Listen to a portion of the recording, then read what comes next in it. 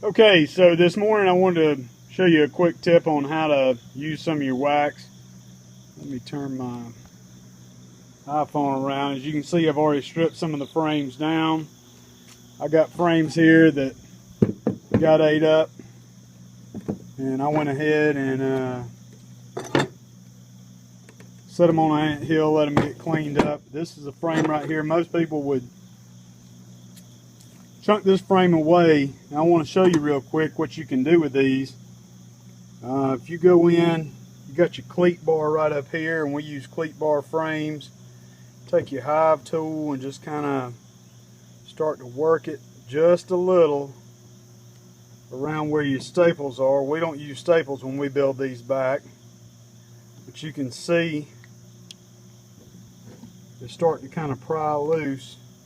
We use brads when we put these back. This is a frame I bought earlier this year. Since then I've went to using brads on my cleat bars. It's just a whole lot easier, and you tear very few frames up.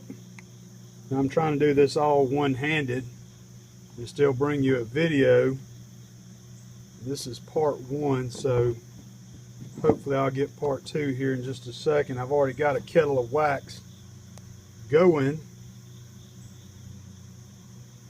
but you just want to kind of ease up on that frame and work it down, and that cleat bar will come right out. Watch me break this one, because of course I'm doing a video on it. Sun's starting to come out here in northeast Georgia this morning. Starting to look like it's going to be a good day after we had some rain and a cold front moved through last night. As you see, I start to work that cleat bar loose. That cleat bar is loose now, and I can lift it out. There it is. And I want to save that. But a lot of people just scrap this wax. Well, we don't scrap it. We use it. We'll go back and reuse it again. And that should just lift right out. Might tear a little bit, but that's fine too.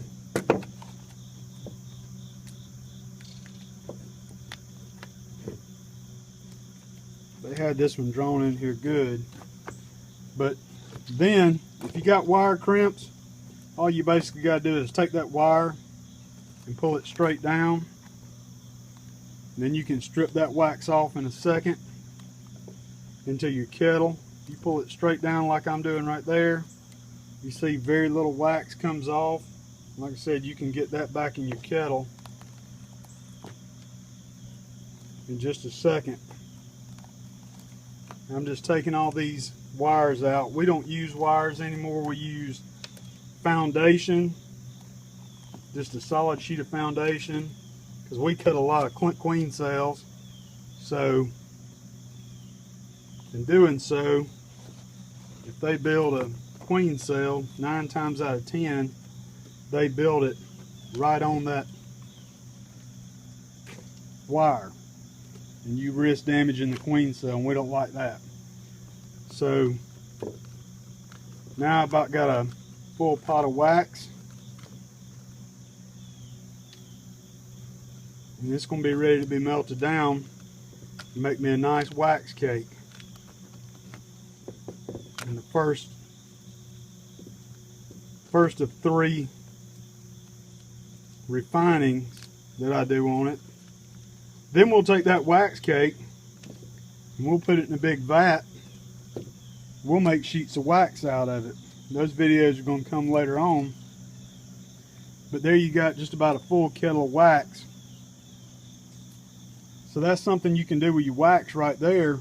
Melt it back down and reuse it. That's beeswax. That's a lot of wax right there. And I say a lot, but it's not a whole lot.